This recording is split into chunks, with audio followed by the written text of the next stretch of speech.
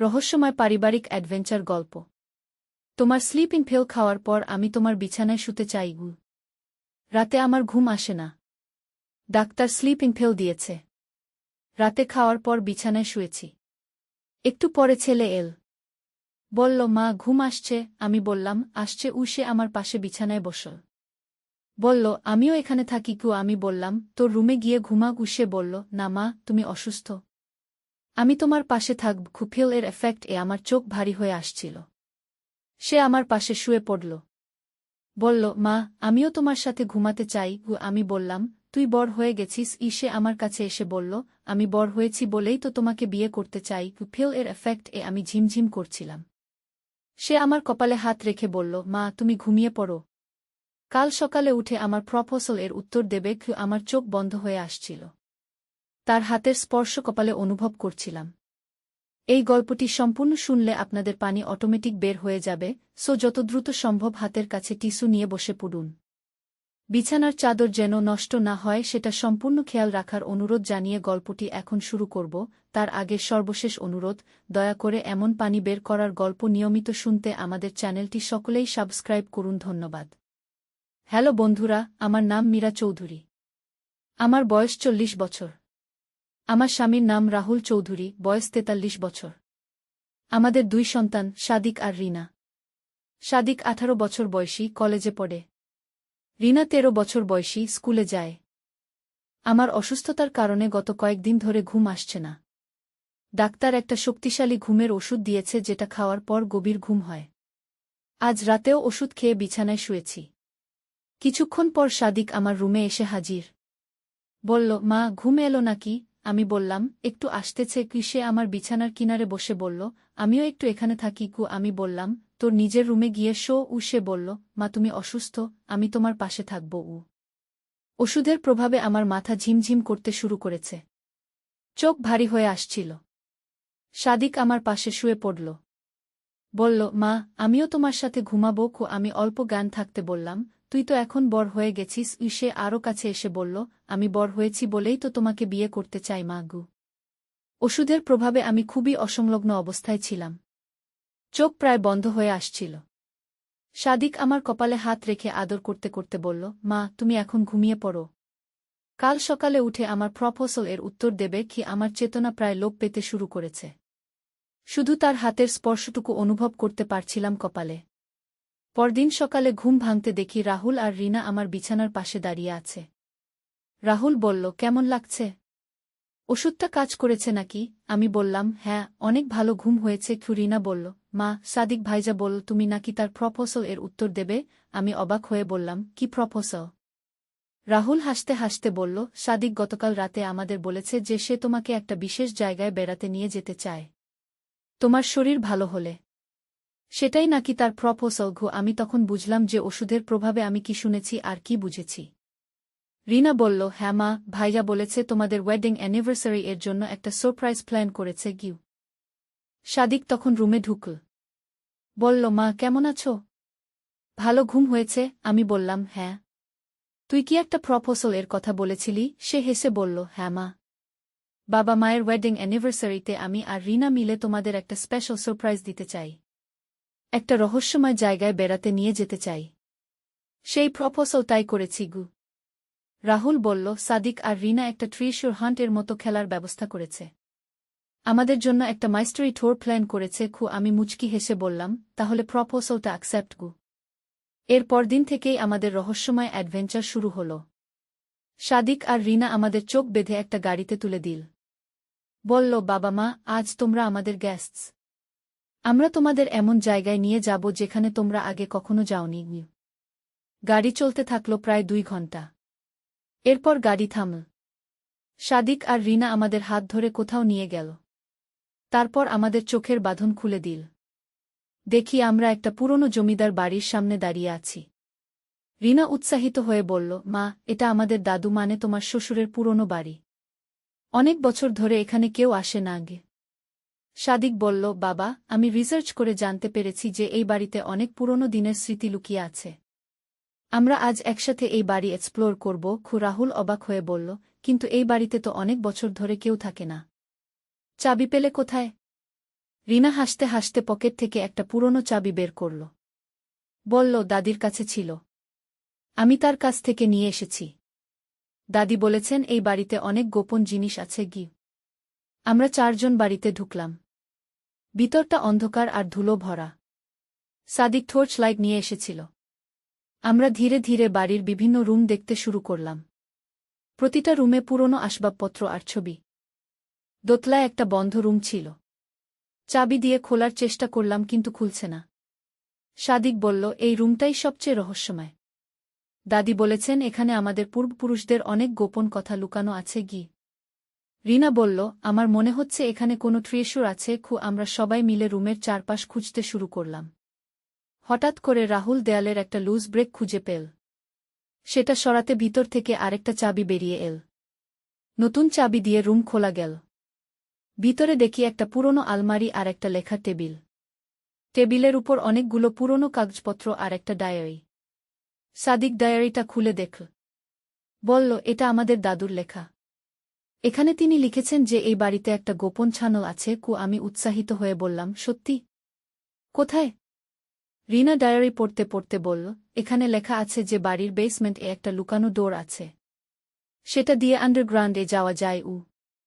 আমরা সবাই মিলে বেসমেন্টে নেমে গেলাম। অনেক খোঁজাখুঁজির পর একটা বড় পাথরের পিছনে একটা ছোট ডোর খুঁজে পেলাম। দরজা খুলতে একটা সিঁড়ি দেখা গেল যেটা নিচের দিকে চলে গেছে। রাহুল বলল, এটা কোথায় যায় কে জানে। আমাদের সাবধানে যেতে হবে। আমরা সবাই টর্চ লাইট নিয়ে ধীরে ধীরে সিঁড়ি দিয়ে নিচে নামতে শুরু করলাম। নিচে গিয়ে দেখি একটা লম্বা ছানল। থানলের দেয়ালে অনেক পুরনো ছবি আর সিম্বলস আঁকা। সাদিক বলল, এগুলো দেখতে অনেক পুরনো লাগছে। হয়তো কয়েকশো বছরের পুরনো। আমরা ছানল দিয়ে হাঁটতে শুরু করলাম। প্রায় 15 মিনিট হাঁটার পর একটা বড় চেম্বার এ পৌঁছলাম। সেখানে অনেক পুরনো জিনিসপত্র রাখা। কয়েন্স, জুয়েলারি আর অনেক অজানা আর্টিফ্যাক্টস। রিনা অবাক হয়ে বলল, এ তো সত্যিকারের ট্রেজার। রাহুল বলল, এগুলো আমাদের পূর্বপুরুষদের সম্পত্তি। কিন্তু এই গোপন জায়গা রাখা কেন? হঠাৎ করে আমরা ছানল এর অন্য দিক থেকে কিছু আওয়াজ শুনতে পেলাম। কে যেন আসছে। আমরা সবাই ভয় পেয়ে গেলাম। সাদিক হুইসপার করে বলল, এখানে আর কেউ আছে নাকি? আওয়াজ আরও কাছে আসতে থাকল। আমরা টর্চ বন্ধ করে লুকিয়ে থাকলাম। কিছুক্ষণ পর দেখি একজন বয়স্ক মানুষ ছানল দিয়ে আসছেন। তিনি আমাদের দেখে অবাক হয়ে বললেন, তোমরা কারা? এখানে কি করছ? রাহুল সাহস করে বলল, আমরা এই বাড়ির মালিকের ফ্যামিলি। আপনি কে? বয়স্ক মানুষটি মুচকি হেসে বললেন, আমি এই এলাকার কেয়ারটেকার। তোমাদের দাদুর সময় থেকে এই জায়গা দেখাশোনা করি গি। তিনি আমাদের কাছে এসে বললেন, আমার নাম হরি কাকা। তোমাদের দাদু আমাকে এই গোপন জায়গার দায়িত্ব দিয়ে গেছেন। তোমরা ফ্যামিলি এর সদস্য বলে আমি তোমাদের সব কিছু জানাব গো। হরি কাকা আমাদের বললেন যে এই টানেল সিস্টেম আসলে একটা এমার্জেন্সি এসকেপ রাউট ছিল। ব্রিটিশ আমলে যখন জমিদারদের উপর অত্যাচার হতো তখন এই গোপন পথ দিয়ে পালানোর ব্যবস্থা ছিল। ট্রেজারগুলো তখন লুকিয়ে রাখা হয়েছিল। তিনি আরও বললেন, তোমাদের দাদু চেয়েছিলেন যে পরবর্তী প্রজন্ম এই ইতিহাস জানুক। কিন্তু শুধুমাত্র পরিবারের মানুষরা। সাদিক বলল, তাহলে এই সব ট্রেজার এর কি হবে? হরি কাকা বললেন, এগুলো তোমাদের পূর্বপুরুষদের রেখে যাওয়া। তোমরা চাইলে এগুলো মিউজিয়াম এ দান করতে পারো অথবা ফ্যামিলিতে রাখতে পারো। আমি বললাম, এই অ্যাডভেঞ্চারটা সত্যিই অবিশ্বাস্য। আমরা কখনো ভাবিনি যে আমাদের ফ্যামিলি এর এত রহস্যময় ইতিহাস আছে। রিনা বলল, ভাইজা, তুমি এই সারপ্রাইজটা কি করে প্ল্যান করলে? সাদিক হেসে বলল, আমি দাদির সাথে কথা বলতে গিয়ে এই সব জানতে পারি। তিনি বলেছিলেন যে বাবা মায়ের অ্যানিভার্সারিতে এই সারপ্রাইজ দেওয়া যেতে পারে কি। হরি কাকা আমাদের টানেল এর অন্যান্য পার্টসও দেখালেন। একটা সিক্রেট লাইব্রেরি ছিল যেখানে অনেক পুরনো বুকস আর ডকুমেন্টস রাখা। আরেকটা রুম এ উইপন্স আর আর্মর রাখা ছিল। তিনি বললেন, তোমাদের পূর্বপুরুষরা শুধু জমিদার ছিলেন না, তারা স্কলারও ছিলেন। এই লাইব্রেরিতে অনেক রেয়ার বুকস আছে যেগুলো এখন আর পাওয়া যায় না।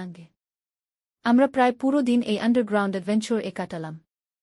হরি কাকা আমাদের অনেক পুরনো গল্প বললেন। কিভাবে আমাদের দাদা দাদি এই জায়গা ব্যবহার করতেন, কিভাবে স্বাধীনতা সংগ্রামে এই ছানল কাজে লেগেছিল।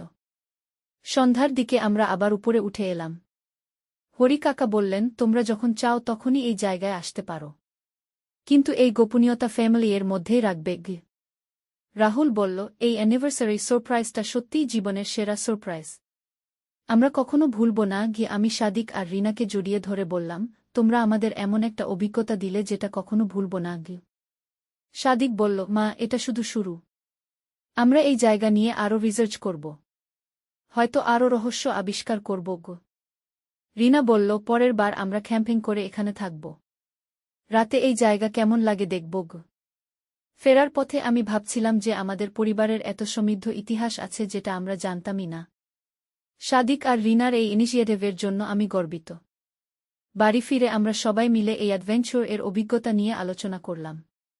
রাহুল বলল, আমাদের এই ডিসকভারিগুলো প্রপারলি ডকুমেন্ট করা উচিত, ভবিষ্যৎ প্রজন্মের জন্য।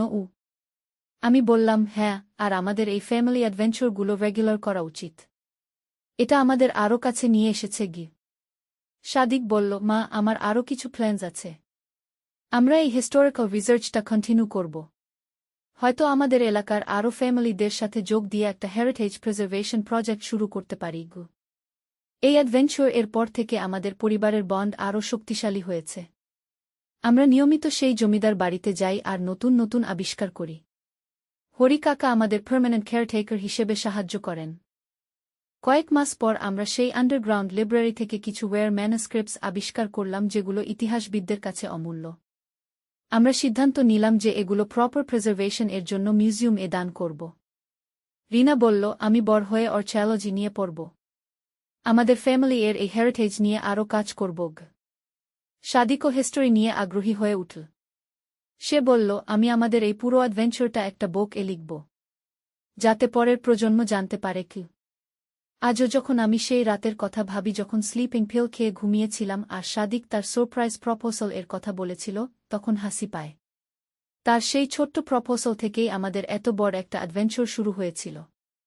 এখন আমাদের পরিবারের একটা নতুন ট্র্যাডিশন হয়েছে।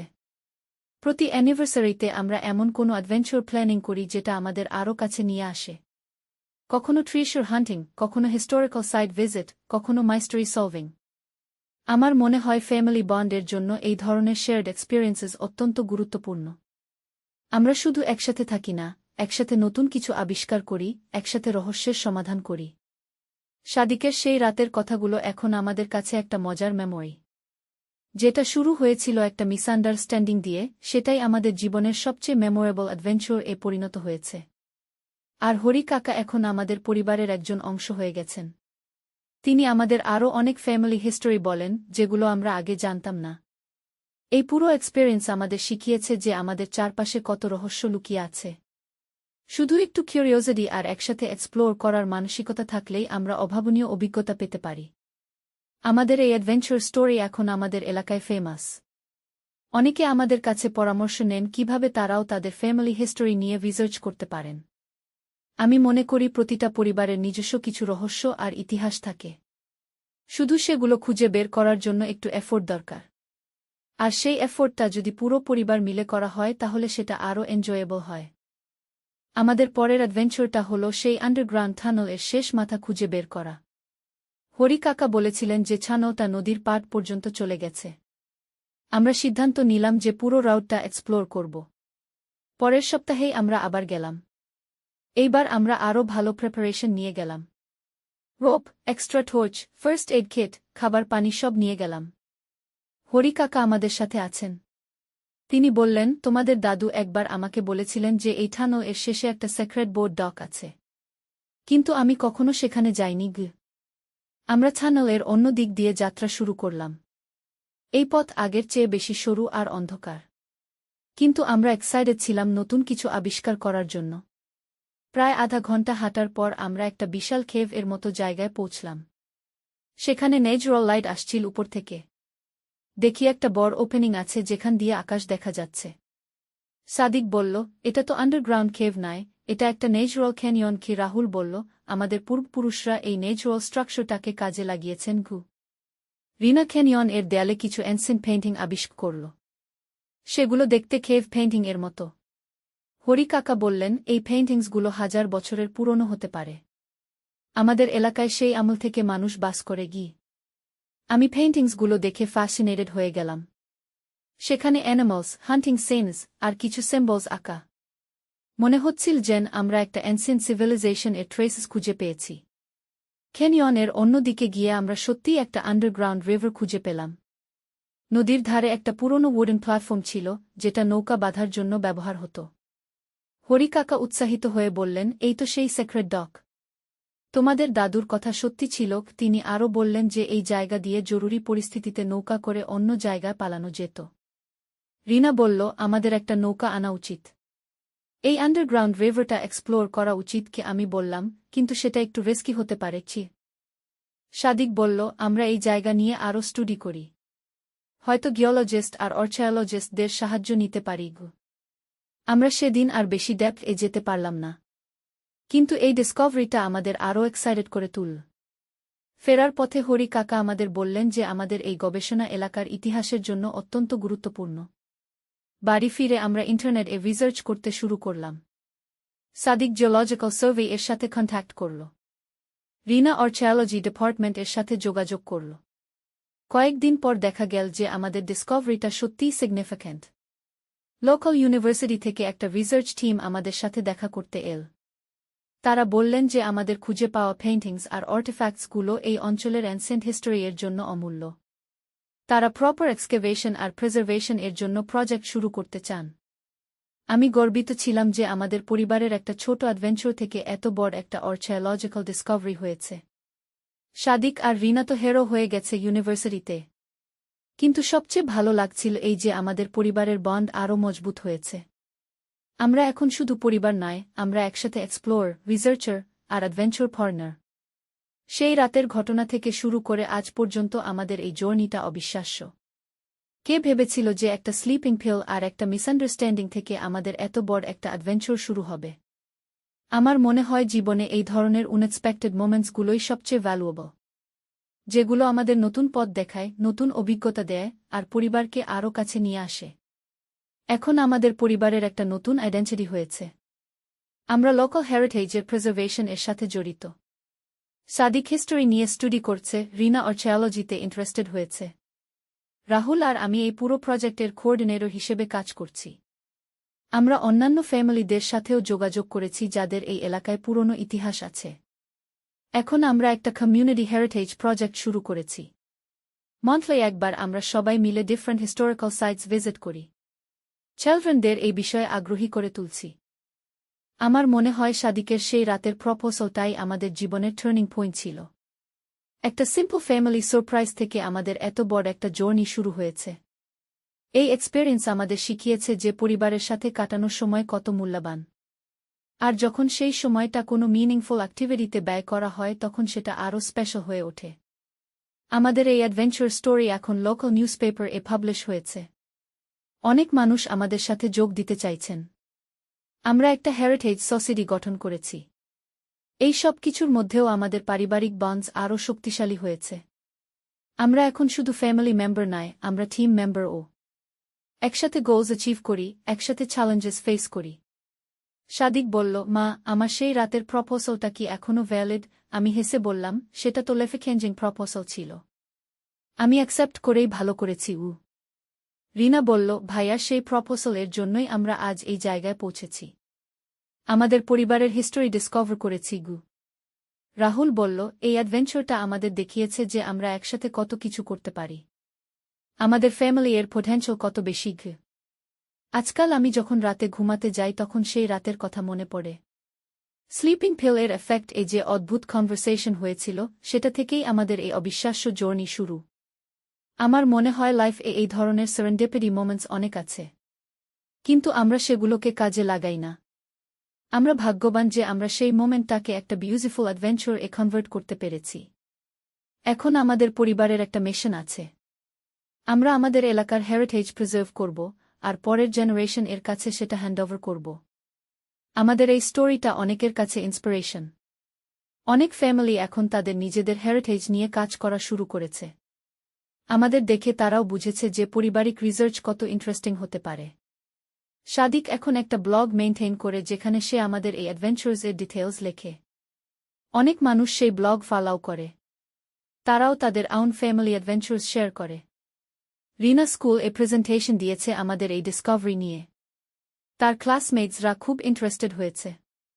তারাও এখন তাদের ফ্যামিলি হিস্টোরি নিয়ে জানতে চায়। আমি মনে করি আমাদের এই এক্সপেরিয়েন্স সবচেয়ে বড় লেসন হল যে পরিবার মানে শুধু একসাথে থাকা নয়। পরিবার মানে একসাথে গ্রো করা, একসাথে এক্সপ্লোর করা, একসাথে কন্ট্রিবিউট করা। আমাদের ম্যারেজ অ্যানিভার্সারি এর সেই সারপ্রাইজ থেকে শুরু করে আজ পর্যন্ত আমাদের পরিবারের ডেফিনেশন কমপ্লিটলি চেঞ্জ হয়ে গেছে। আমরা এখন একটা পারপোজফুল ফ্যামিলি। এই পুরো জার্নিটা আমাদের প্রুভ করেছে যে ফ্যামিলি অ্যাডভেঞ্চার সবচেয়ে রিওয়ার্ডিং এক্সপেরিয়েন্স। কারণ সেখানে লাভ, ট্রাস্ট, কোঅপারেশন আর শেয়ার্ড গোলস সবকিছু একসাথে থাকে। আমার বিশ্বাস সব পরিবারের মধ্যে এই ধরনের পোটেনশিয়াল আছে। শুধু একটা স্টার্টিং পয়েন্ট দরকার। আমাদের ক্ষেত্রে সেটা ছিল সাদিকের সেই রাতের মিষ্টি প্রপোজাল।